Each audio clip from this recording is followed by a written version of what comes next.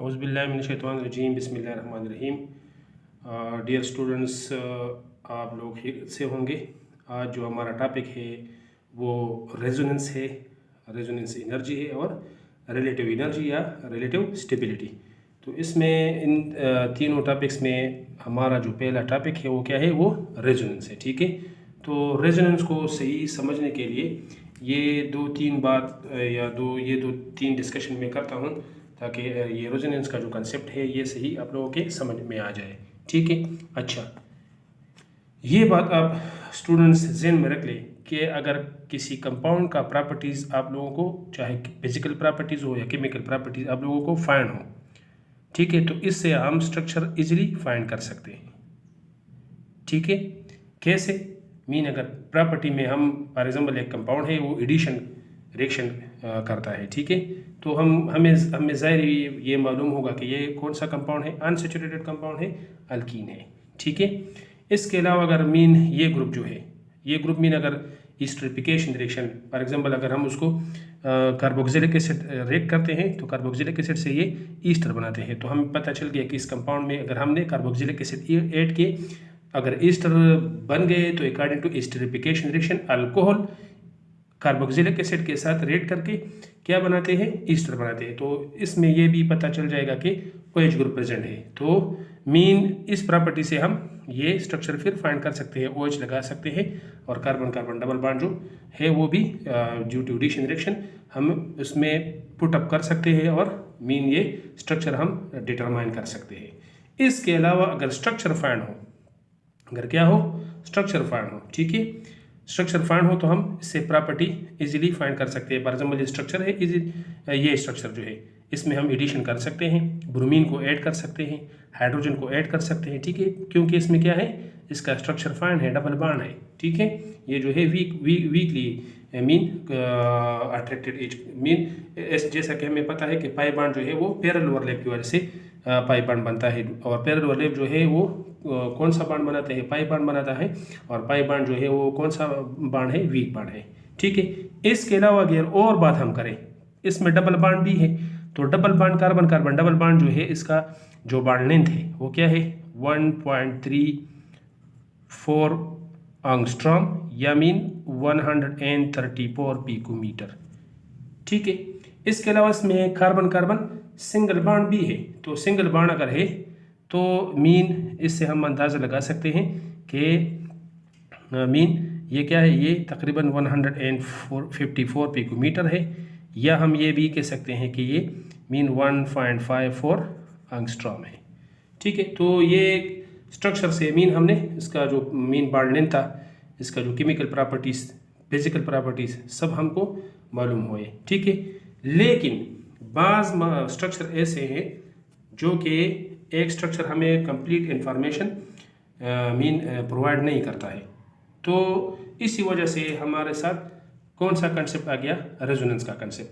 तो रेजोनेंस क्या है कि the representation of real structure. अच्छा, ये बात भी ज़हन में रख लें कि रियल, एक्चुअल, रेजोनेंस, हाइब्रिड, ये सब के सब एक ही चीज़ है। ठीक है, तो the representation of real, actual या resonance hybrid as a weighted average of 2 और मोर देन 2। अच्छा, जितने ज़्यादा स्ट्रक्चर हो जो रेजोनेंस को, जो रियल स्ट्रक्चर को रिप्रेजेंट करते हैं, उस स्ट्रक्चर को हम कंट्रीब्यूटिंग या इमेजिनरी या कैनोनिकल स्ट्रक्चर या कैनोनिकल फॉर्म कहते हैं। तो अगर एक स्ट्रक्चर, रियल स्ट्रक्चर को हम डिफरेंट स्ट्रक्चर के जरिए रिप्रेजेंट करें तो इस फिनोमेना को क्या कहते हैं, रेजोनेंस कहते हैं। ठीक है, फॉर एग्जांपल अगर ये बेंजीन का स्ट्रक्चर है, ठीक है, इससे तो हमें ये पता है ना कि इसमें सिंगल बॉन्ड भी है, जैसा कि हमने पहले इधर डिस्कस किया बच्चों, ये ठीक है कि डबल बॉन्ड है, तो होना ये चाहिए था कि ये डबल बॉन्ड है। लेट सपोज ये B नंबर जो है, तो कार्बन कार्बन डबल बॉन्ड, तो ये होना चाहिए था कि ये कौन सा,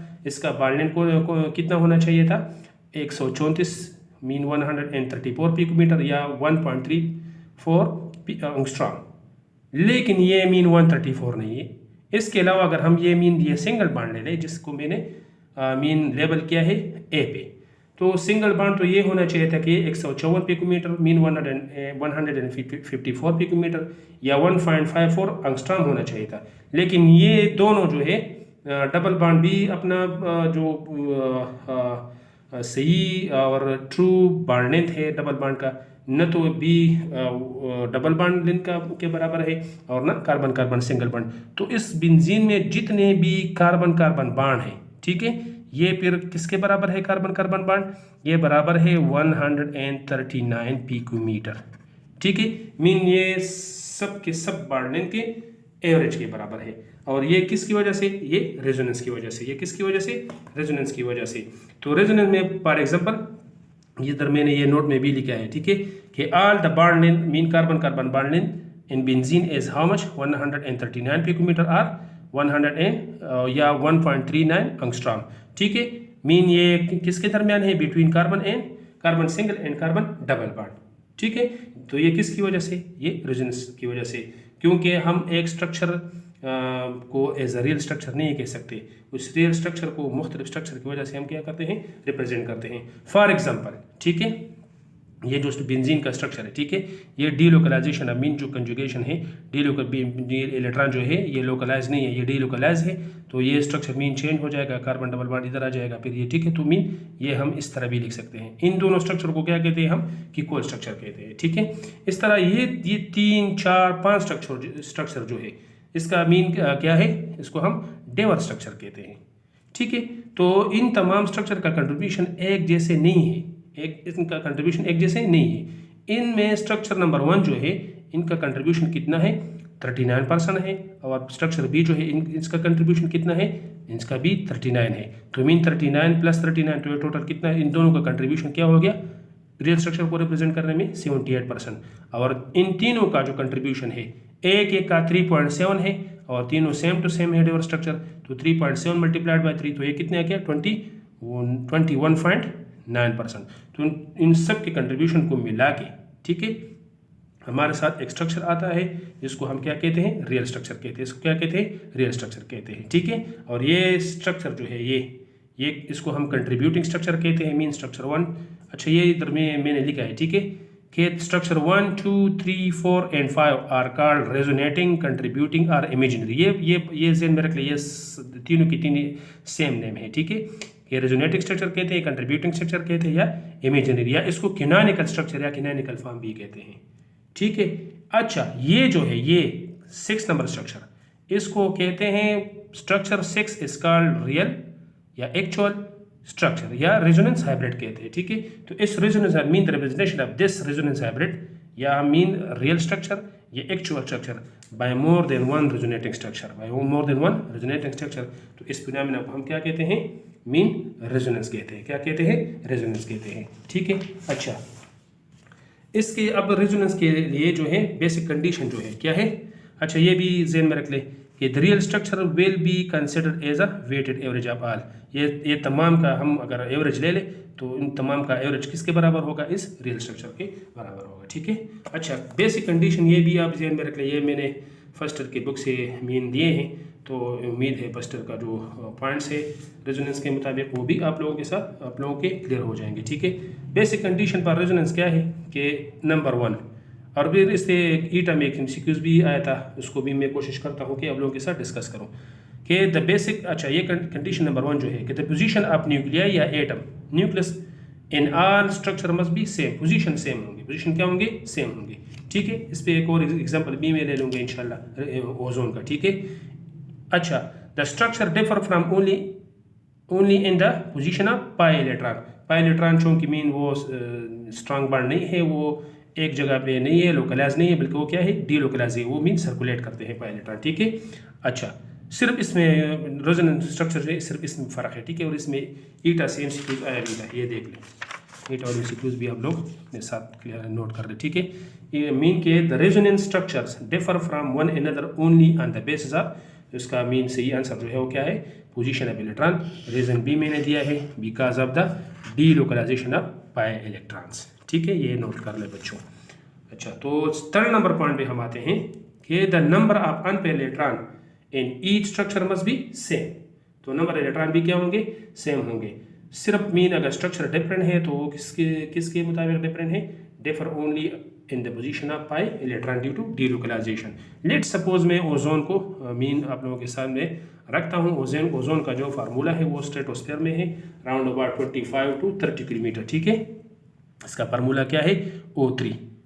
अच्छा, तो जैसा कि बेंजीन जो है ग्रुप नंबर 6 में है, और आप लोगों को ये भी पता होगा कि group shows us the number of valence shell electron.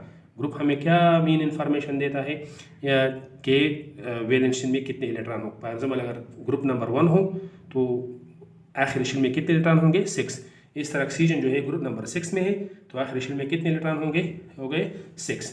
तो ये ओजोन का स्ट्रक्चर है। इन तमाम के न्यूक्लियाई या 8 पोजिशन ऑफ एटम जो है ये स्ट्रक्चर में क्या है, बिल्कुल सेम टू सेम है। क्या है, इसने मीन अपनी पोजीशन को मीन चेंज नहीं किए, ठीक है। इसके अलावा मीन अनपेयर इलेक्ट्रॉन जो है ये भी दोनों तमाम के तमाम स्ट्रक्चर में क्या है, बराबर है। चाहे अगर आप काउंट कर ले, फॉर एग्जाम्पल मैं काउंट करता हूँ ये इसको 1 2 3 4 5 6 7 8 9 10 11 12। चलो इस स्ट्रक्चर में काउंट करें 1 2 3 4 5 6 7 8 9 10 11 12। तो मीन नंबर इलेक्ट्रॉन तमाम स्ट्रक्चर में क्या होंगे, सेम होंगे।